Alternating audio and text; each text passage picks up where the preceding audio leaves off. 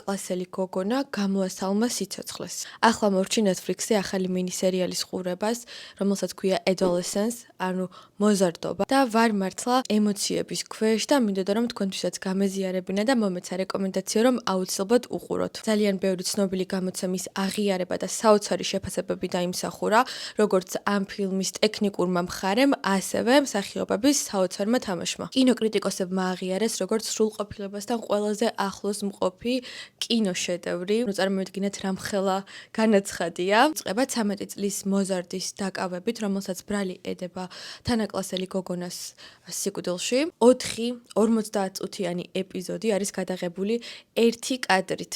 ერთი უწყვეტი კადრით. მოიდგინეთ, ერთი შეცდომის გამოც მთლიანად თავიდან იწყებდნენ ეპიზოდის გადაღებას. დამნაშავე ბიჭის მამის როლში სტეფან გრეჰემია, რომელიც ასევე არის ამ ფილმის შემქმნელი. ერთ ინტერვიუში ამბობს, რომ ამ სერიალის შექმნის იდეა წარმოვიდა ლივერპულში მომხდარი მსგავსი кейსიდან, სადაც ასევე მოზარდმა გამოასალმა თავისი თანაკლასელი გოგონა სიცოცხლეს. ამ სერიალით საზოგადოებისთვის სარკისებურად უნდათ დაენახებინათ ის პრობლემები, რომელიც რეალურად არსებობს როგორც სკოლებში, ასევე მშობლისა და შვილის ურთიერთობაში, ასევე სოციალური ქსელის ზეგავლენა მოზარდებზე. ერთ-ერთ ეპიზოდში ნახსენებიც კი არის ენდრიუ ტეიტის ზემოქმედება ბავშვების ფსიქიკაზე. სერიალი არ არის იმაზე, თუ ვინ მოკლა ეს გოგონა, არის უფრო იმაზე, რატომ მოხდა ეს მკვლელობა. რადგან არის გადაღებული უწყვეტი კადრით, დამიტოვა ესეთი შეგრძნება, თითქოს ყველაფერი ბოლომდე ვნახე, რა როგორ ხდებოდა ყველა ეპიზოდში. მოკლედ, დიდი რეკომენდაცია ჩემგან ამ მინი-სერიალს და განსაკუთრებით ვფიქრობ, რომ მშობლებმა აუცილებლად უნდა ვუყუროთ.